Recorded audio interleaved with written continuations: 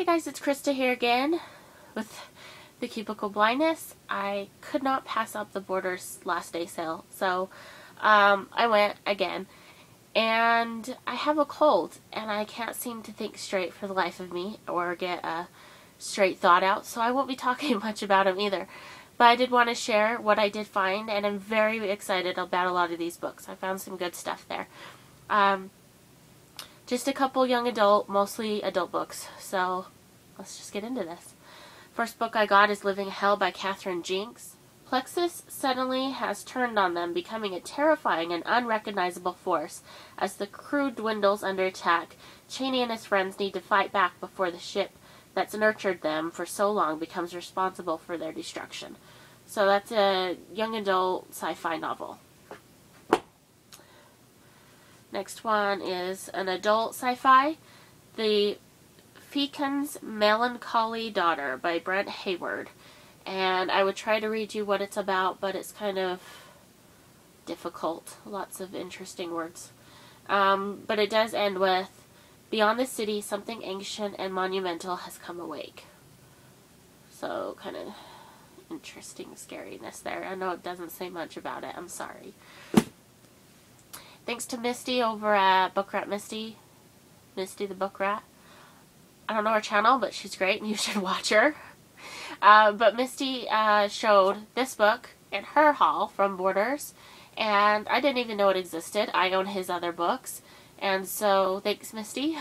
And I was very happy to see that Borders had it. So it's Pump 6 by Paolo Bacigalupi. I know I'm probably butchering that, but these are short stories by him. So I was very happy to see they had it there, and I picked it up right away. This was on the clearance bin. Kind of sad to see clearance bin when you're already having like a clearance sale. So, sale from the sale. Take Me There by Carol E. Dean. So I got this for like 80 cents. And I have seen it around. I've seen mixed reviews on it, but still very interested to check it out. I don't know when I will check it out, but I definitely will. This one, Sharp Objects by Gillian Flynn. This one has a quote on it from Stephen King on the back, and it says, to say this is a terrific debut novel is really too mild. I found myself dreading the last 30 pages or so, but was helpless to stop turning them. Then, after the lights were out, the story just stayed there in my head, coiled and hissing like a snake in a cave, an admirably nasty piece of work, elevated by sharp writing and sharper insights. So, when you see Stephen King awake at night after reading a scary story, that says something about the book, right? So I had to give it a try. It says, fresh from a brief stay at a psych hospital, Camille Preaker's first assignment at her second-rate daily paper takes her reluctantly back to her hometown to cover the murders of two preteen girls. As she works to uncover the truth, Camille finds herself identifying the young victims a bit too strongly. Dogged by her own demons, Camille will have to confront what happened to her years before if she wants to survive the homecoming. So kinda sounds freaky. This one I'm not exactly sure why I picked it up. Probably because it was in the clearance section again, and it was a teen book, and I'm like, I haven't heard of this. But it's called Kylie, The Dead Sleep in the Wilderness. And it's about this girl Kylie. She meets a guy, Harvey. They both can see ghosts. I do love ghost stories, so maybe that's what appealed to me the most. Next book I got is Hush by Nancy Bush. So if you like scary accident, murder, mystery, stuff like that, detective stories, you should check that out. Next book I got is Petty Magic by Camille DeAngelis. About a witch's coven, and the main character is a very sexual woman, and I guess she's like 149 years old, and she's right in the middle of a really lustful relationship when she thinks an old boyfriend has come back into her life, and the coven members aren't very happy with her behavior. Next book I got is Warm Bodies by Isaac Marion. This one I've been hearing a lot about. It's a zombie novel. The zombie falls in love with a human girl, and actually, from reading through the flap in the back, it actually sounds like it's going to be kind of... This is a slacker zombie novel with a heart, says The Guardian. So, adds a twist to some zombie novels. Next one is a YA, Guardian of the Gate, Book 2, by Michelle Zink. I got The Poison Tree by Erin Kelly. This is also an adult book. It says writing is elegant, atmospheric, and sophisticated. Evocative psychological thriller. This one is also another zombie book. It's an adult. It's called Praia by Bob Fingerman. This takes place in New York. It's become overrun with zombies. There's some people hiding out in like an old housing building, and one day they see this teen girl walking down the street, and the zombies don't notice her, and so she becomes very interesting to the group of people, and see what happens. Why is she not being attacked, right? Picked up an adult book by Robert Liparulo, Comes the Horseman. It is about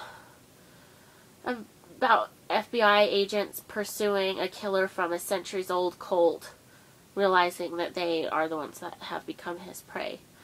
So, interesting. I have his whole young adult, that whole series. I have all of those books.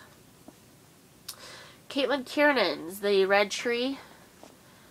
This one looks very fun as well. An old manuscript is found in a house and it has something regarding this tree in the backyard. Legends of supernatural magic going on in this one. This one I don't remember what it's about. It's called Blind Spot by Nancy Bush. And in Oregon, a man's lifeless body cut to ribbons, and his pregnant girlfriend, alive but comatose.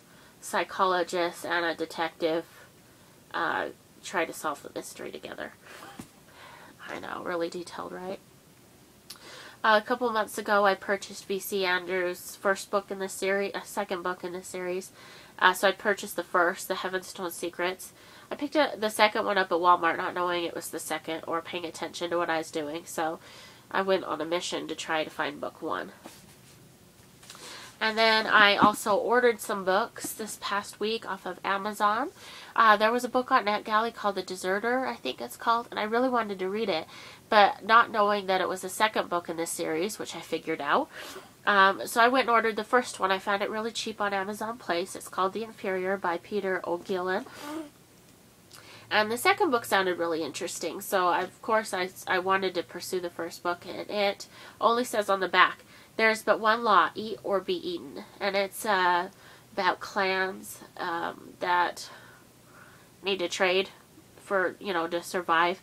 And I guess one of the clans is cannibal, and they trade flesh for whatever the other clan is looking for, kind of a thing. And that is a very brief, undescriptive. Allie Carter's Uncommon Criminals.